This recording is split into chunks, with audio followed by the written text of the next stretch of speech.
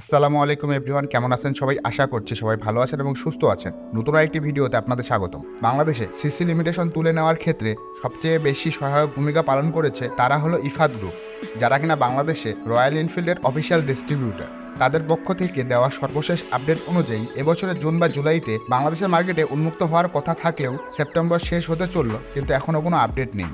Finally আপনাদের জন্য নিয়ে এসেছি দারুণ এক সুখবর। আপনারা অনেকেই জানেন ইফাদ মোটরস তাদের রয়্যাল এনফিল্ড এর ফ্যাক্টরি স্থাপন করছে কুমিল্লা 14 উপজেলায়, যেখান থেকে প্রতি বছর প্রায় 40,000 মোটরসাইকেল উৎপাদন করা সম্ভব। এবং সর্বশেষ নিউজ অনুযায়ী তারা তাদের অফিসিয়াল ফ্ল্যাগশিপ শোরুম এর কাজ শুরু করে দিয়েছে। জি হ্যাঁ, ঢাকার তেজগাঁওয়ে রয়্যাল এনফিল্ড তাদের প্রধান শোরুম ডেকোরেশনের কাজ শুরু করে দিয়েছে, যা খুব দ্রুতই শেষ হয়ে যাবে। এরপরে আসছে অফিসিয়াল অ্যানাউন্সমেন্ট রয়্যাল এনফিল্ডের পক্ষ থেকে। আর মাত্র কিছু সময়ের অপেক্ষা, তারপরে বাংলাদেশের রাস্তায় অফিসিয়ালি দেখা যাবে রয়্যাল এনফিল্ড।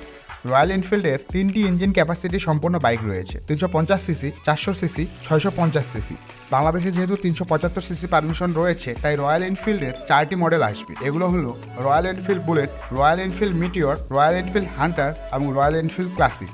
আপনারা শোরুমের অ্যাড্রেস জানতে চাইলে গুগল ম্যাপে রয়্যাল এনফিল্ড ফ্ল্যাগশিপ শোরুম লিখে সার্চ করলেই নতুন শোরুমের লোকেশন পেয়ে যাবেন, অথবা ডিসক্রিপশনে দেওয়া লিঙ্ক থেকে অ্যাড্রেস পেয়ে যাবেন। তো এই ছিল আজকের ভিডিও সম্পর্কিত অন্য কোনো প্রশ্ন থাকলে তা অবশ্যই কমেন্ট সেকশনে জানান। ভিডিওটি ভালো লাগলে লাইক দিন। চ্যানেলে নতুন হয়ে থাকলে চ্যানেল সাবস্ক্রাইব করে পাশেই থাকুন নিত্য নতুন বাইকের আপডেট সবার আগে পাওয়ার জন্য। ততদিন মধ্যে সুস্থ থাকুন। দেখা হচ্ছে পরবর্তী কোনো ভিডিওতে। আল্লাহ হাফেজ।